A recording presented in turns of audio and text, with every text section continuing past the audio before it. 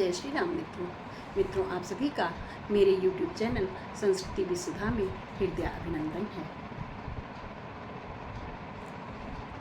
अत्यंत साधुवाद मित्रों, इतना सुन करके जय जयकार हो गया। अब रामेश्वर की स्थापना करनी है। प्रभु रामेश्वर की स्थापना करना चाहते हैं। प्रभु ने कहा मैं पहले अपने आराध्य की स्थापना करूंगा, फिर आगे लंका की ओर कूच करूंगा। जामवंत ने कहा प्रभु सारी व्यवस्था कैसे की जाएगी? प्रभु ने कहा जामवंत आप सुझाएं कोई तरीका। जामवंत ने कहा हाँ, क्योंकि स्थापना के लिए पुरोहित चाहिए, और पुरोहित कहाँ से आएगा? स्थापना के लिए पुरोहित चाहिए, पुरोहित कहाँ से आएगा? जामवंत ने कहा मैं बताता हूँ। रावण के समान कोई दूसरा अच्छा पुरोहित है ही नहीं शिव को प्रसन्न करने वाला।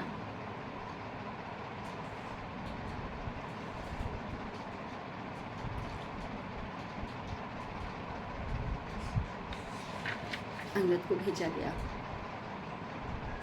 रामचंद्र जी का संदेश लेकर के अंगद लंका पहुंचे हैं, और उन्होंने कहा है कि मेरे दादाजी जामवंत ने आपको प्रणाम भेजा है, आपकी कुशल क्षेम पूछी है। दस्कंधर ने कहा हाँ हाँ ठीक है, बताओ किस प्रयोजन से आए हो, क्या खबर भेजी है? अंगद ने कहा मेरे राजा राम रामेश्वर की स्थापना करवाना चाहते हैं, जिसके लिए पुरोहित के रूप में आपको चुना है।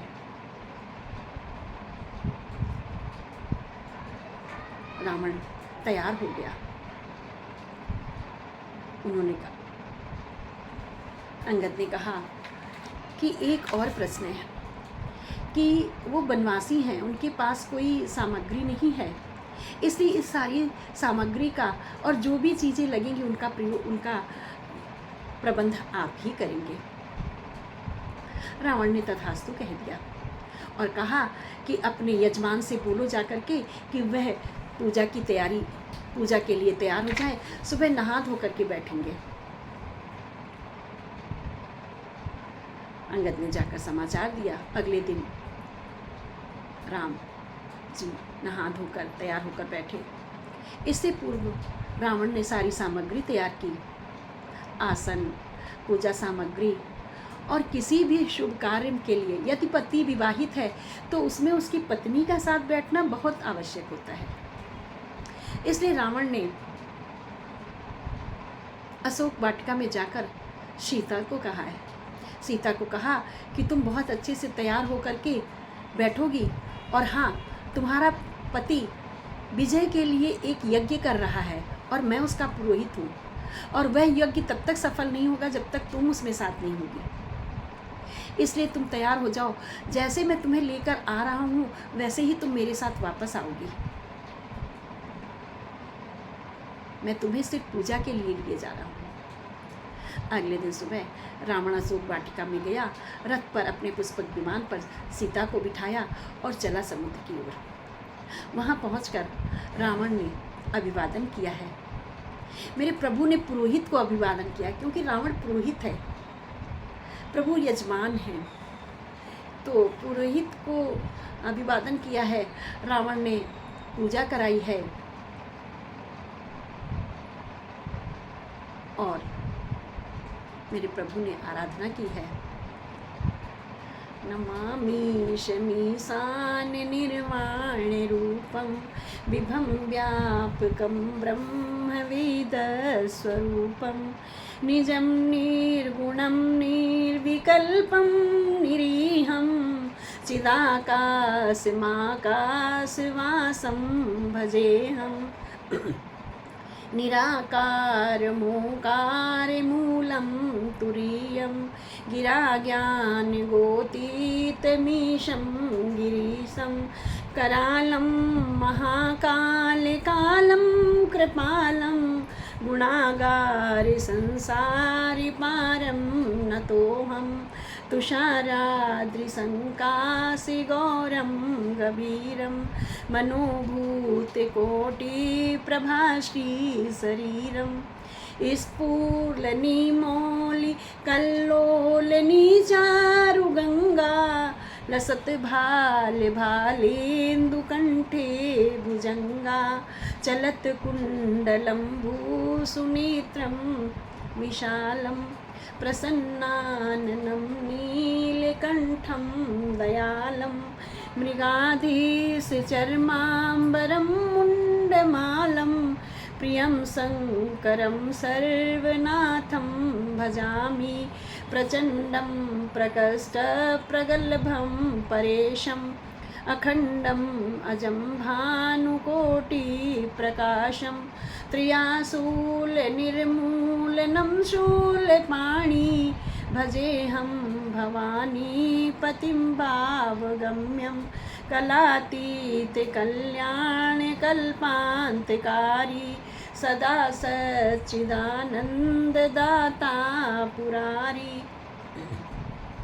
चिदानंद संदोहमोहापहारी प्रसीद प्रसीद प्रभो मन्मथारी नयावदुमानाथ पादारविन्दं भजन्ति ह लोके परिवानरणं न तावत् सुखं शान्ति संतापनाशं प्रसीद प्रभो सर्वभूताधिवासं न जानामि योगं जपं नैव पूजा न तोऽहं सदा सर्वदा सम्भुतुभ्यं न तोऽहं सदा सर्वदा सम्भुतुभ्यं। इस प्रकार से प्रभु ने पूजा की है। लेकिन इससे पूर्व जब प्रभु पूजा करने के लिए बैठे, रावण सीता को पहले साथ में नहीं लेकर गया है, सीता को दूर खड़ा कर दिया है पुष्पक विमान में, स्वयं अकेला गया है और राम को एहसास कराया है। राम से कहा है कि तुम्हारी पूजन सामग्री कहाँ है। तो राम ने कहा मैं तो यहाँ वनवास में हूँ। रावण ने कहा हाँ, ये प्रत्येक पुरोहित का कर्तव्य होता है कि यदि उसका यजमान वनवासी है या कहीं और है तो उसकी सामग्री पुरोहित ही लेकर आता है और मैं अपने साथ सारी सामग्री लेकर आया हूँ। तथा रामचंद्र जी ने कहा इस पूजन को सफल बनाने के लिए एक और अन्य सामग्री की आवश्यकता है। रावण ने कहा सामग्री नहीं, पत्नी, धर्म पत्नी की आवश्यकता है। हाँ सुनो, मैं सीता को साथ लेकर आया हूँ। सीता मेरे साथ धरोहर के रूप में आई है। सीता आपके साथ बाएं भाग में बैठ करके पूजा करेगी और मैं पुनः उसे अपने साथ ले जाऊंगा। राम ने कहा तथास्तु, ऐसा ही होगा।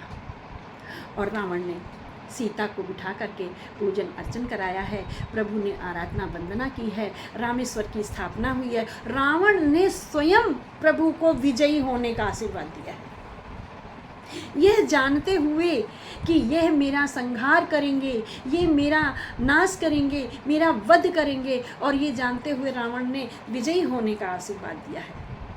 इस तरह के न्याय युद्ध हुआ करते थे। तो मित्रों, बने रहिएगा मेरे साथ इस प्रकार की अन्य अलौकिक कथाओं को जानने के लिए। बोलो राजा रामचंद्र की जय। परम विद्वान लंकाधिपति दशानन की जय। मैया जानकी की जय।